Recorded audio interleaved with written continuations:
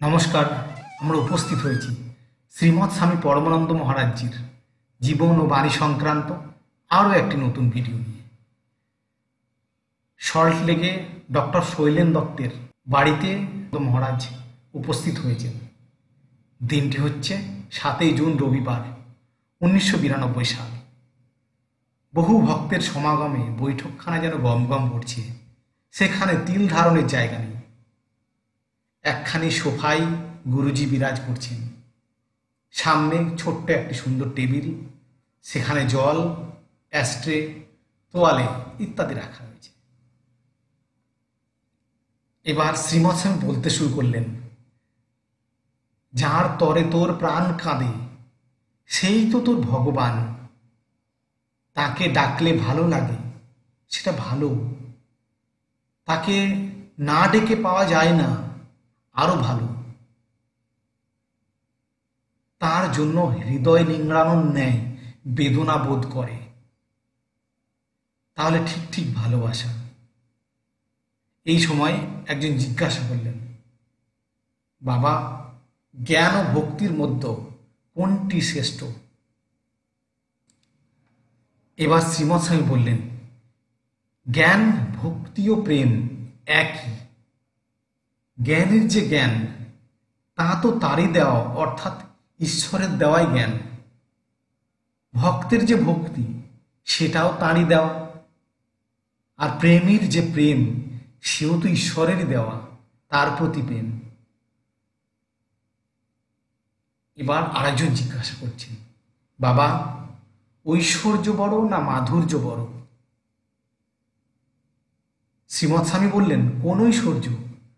ঐশ্বর্য 3 ধরনের: লোকেশ্বর্য, যোগেশ্বর্য ও চৈদেশ্বর্য। দেখো, যার ঐশ্বর্য তাঁরই মাধুর্য। দুয়ে ছোট বড় কি? এবার আরেকজন জিজ্ঞাসা করছেন, মহারাজ, কেমন করে জানব কে আমার গুরু? শ্রীমৎ স্বামী বললেন, যাকে দেখলেই শুধু মনে নয়, প্রাণে প্রাণ জাগবে, তাহলেই বুঝবে উনি আমার গুরু। সদ্গুরু হলে তিনি আবার বলে দেন, আমি নয়, অন্য কেউ তোর গুরু। বাবা, দলে করে গুরু করো না, ঠকবে। সৎসঙ্গ, সাধুসঙ্গ করে যাও। এবার রমেনবাবু জিজ্ঞাসা করলেন, গুরুজি, সৃষ্টির মূলে কি? শ্রীমৎ স্বামী বললেন, সৃষ্টির মূলে হচ্ছে বেদনা, দুঃখ নয়। ব্যথা এবং আনন্দ একই ফিল্ডের 2 পোল। চক্রবর্তী জিজ্ঞাসা করলেন, গুরুজি, একবার বলেছিলেন যে যেখানে কোনো মহাপুরুষ বিরাজ করে সেখানে মাধ্যাকর্ষণ বদলে যায়, বাড়ে না কমে? শ্রীমৎ স্বামী বললেন, বেড়ে যায়। সাইক্লোটন বেড়ে যাওয়ায় মাধ্যাকর্ষণ বেড়ে যায়।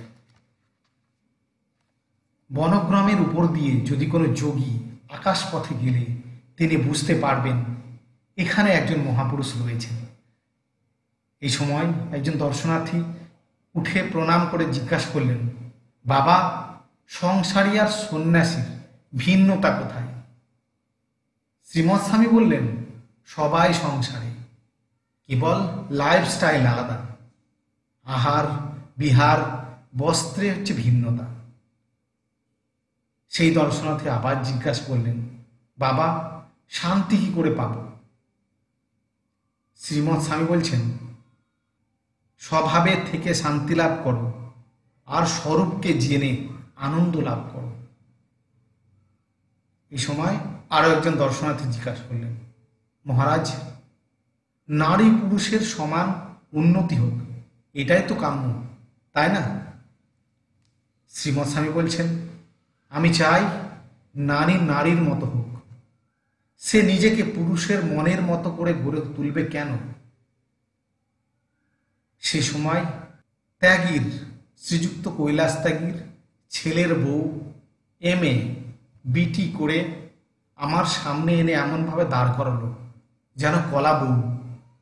আমি শান্তাকে, ত্যাগীজির স্ত্রীকে বললাম, তুমি যতই ধ্যান করো, যতই তপ করো, কিছু হবে না, মনের বিস্তার করো। শুনে ঘাবড়ে গেল। শ্রীমৎ স্বামী বললেন, আমি যদি নারী হতাম তাহলে কি করতাম? যোগ্য সাথী পেলে নিতাম, নতুবা নয়।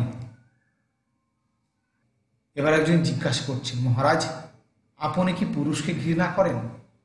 শ্রীমৎ স্বামী বললেন, সে কি, ঘৃণা করছি কই, যারা বঞ্চিত তাদের কথা বলবো না? এই সময় আরেকজন জিজ্ঞাসা করছেন, বাবা প্রাচীনকাল থেকেই কি ভারতীয় নারীদের এমন দশা? শ্রীমৎ স্বামী গর্বিত হয়ে বলছেন, তা কেন? অভৃণ ঋষির কন্যা বাক ছিলেন বেদ প্রবক্তা। জনকের দরবারে গার্গীর যে কত মান্যতা লাভ করেছিল তা কি জানো? হালেই দেখো না, সারদা শ্রী শ্রীমা প্রথম নারী গুরু। তার পূর্বে কোথায়? মুসলিমদের ছাড়ো, খ্রিশ্চানিটিতেও নারীদের গুরুর পদ দেওয়া হয় না, সেখানে নান করে রাখে।